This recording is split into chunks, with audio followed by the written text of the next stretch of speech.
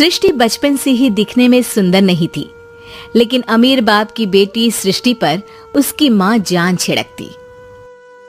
मेरी बेटी कितनी प्यारी है, भगवान सबको सृष्टि जैसी बेटी दे। सृष्टि धीरे धीरे बड़ी होती है। एक दिन सृष्टि की सहेली कहती है, तू दिखने में कितनी अजीब सी है, लेकिन मैं जानती हूँ हम सब में सबसे अच्छी शादी तो तेरी ही होगी। तेरे पापा अमीर जो हैं। और बता नहीं सकते यार, दहेज तो हर कोई देता है, ये क्या ज्यादा ले जाएगी अपने पति के लिए? अरे बड़े शहर में कोठी है इसके पापा की। अरे पापा की है ना, कौन सी इसकी है? इसकी होती तब तो कोई भी लड़का इससे शादी कर लेता। अरे पापा की मतलब पापा की है तो मेरी ही है ना? किसने कहा? अब तेरी तो तब होगी ना जब तेरा भाई ना हो। वैसे भी शादी के बाद सारी प्रॉपर्टी भाई के नाम होती है। सृष्टि समझ जाती है कि उसे किसी भी हालत में माँ बाप की सारी प्रॉपर्टी को अपने नाम करना है, लेकिन कैसे? एक दिन सृष्टि का भाई शीनू कहता है, बहन क्या कर रही है? तुझसे एक बात करनी है। अरे हाँ हाँ करना, मैं तो तेरी बहन हूँ। बहन मेरी लाइफ में ना एक लड़की है, बहुत अच्छी है। मैं सोच रहा हूँ माँ और पापा से बात करूँ शादी के लिए।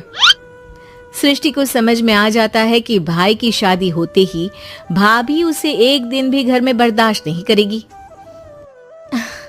क्या बात है भाई, बताना कौन है वो? यार वो बहुत अच्छी लड़की है, पढ़ी लिखी है, मेरे साथ जॉब भी करती है।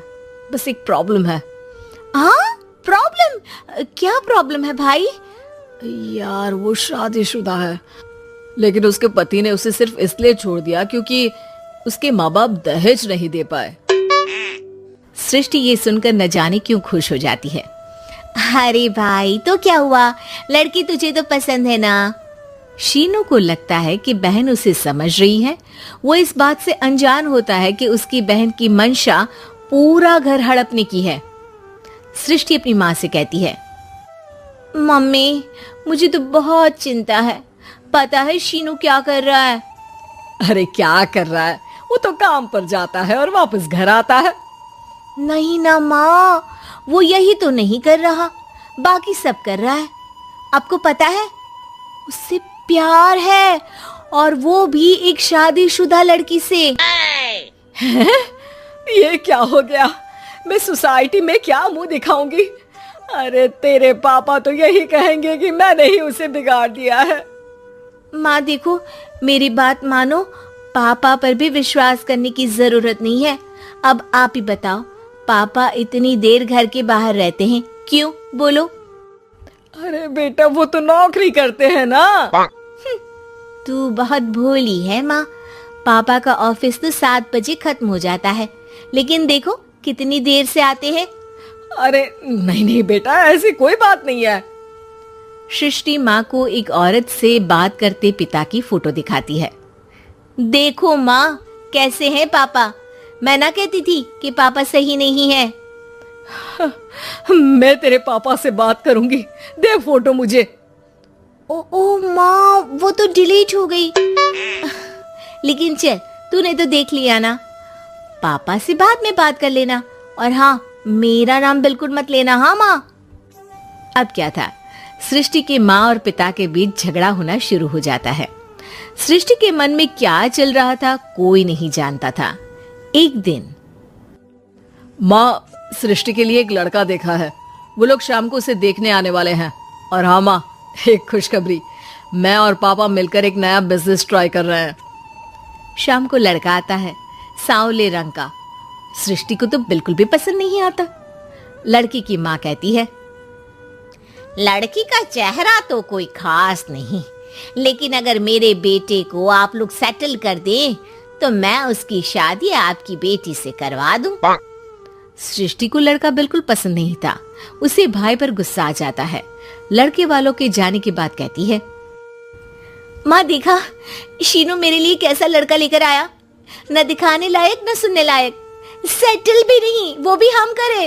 अरे माँ, मैं जानती हूँ ये मेरी शादी किसी भी घर में क्यों करवाना चाहता है। अरे कैसी बात कर रही है बहन, तूने तो देखा ना, लड़के को मैंने ही मना कर दिया तुझसे शादी के लिए। जिसने लड़का बताया था उसने उसकी बहुत तारीफ की थी।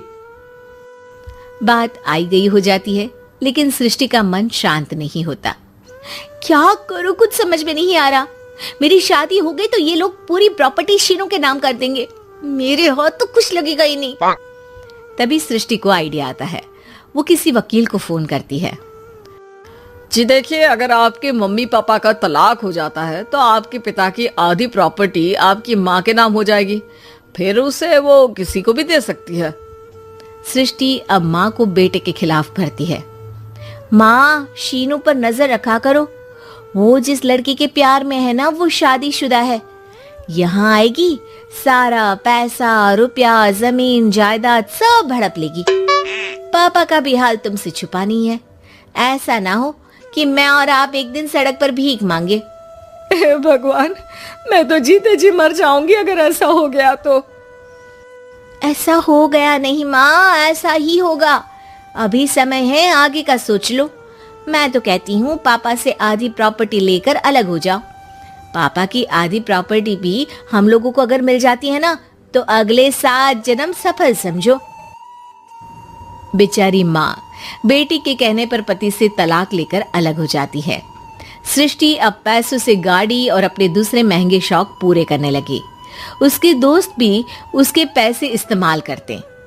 सृष्टि, कल तुम कहाँ थी? मैं सारा दिन घर पर अकेली थी। तो मैं क्या करूं? मैंने ठेका तो नहीं लिया है ना तुम्हें संभालने का। माँ को सृष्टि से ये उम्मीद नहीं थी। वो बैठकर रोने लगती है। वहीं उसका पति यानी कि सृष्टि के पिता आ जाते हैं। मैं जानता था कि तुम्हारा यही हाल होगा, तो आपने मुझे रोका क्यों नहीं? मैं रोकता तो तुम रुकती क्या? सृष्टि के कहने पर तुमने मुझ पर, अपने बेटे पर शक किया, लेकिन तुम ये भूल गई कि कैसे हम दोनों ने मिलकर जीवन में इतना सब खड़ा किया। माँ पति के गले लग जाती है। मुझे माफ कर दीजिए, मैंने आपकी कमाई का एक बड़ा हिस्सा गवा दिया। कोई बात नहीं, तुम साथ हो तो मैं ऐसी 7 प्रॉपर्टी खड़ी कर दूंगा। तभी वहां सृष्टि आ जाती है रोते हुए। माँ, मयंक ने मुझे छोड़ दिया। वो बोल रहा था जब तक मेरे पास पैसे थे तब तक ही वो मेरे साथ था। पापा, माँ, मुझे माफ कर दीजिए।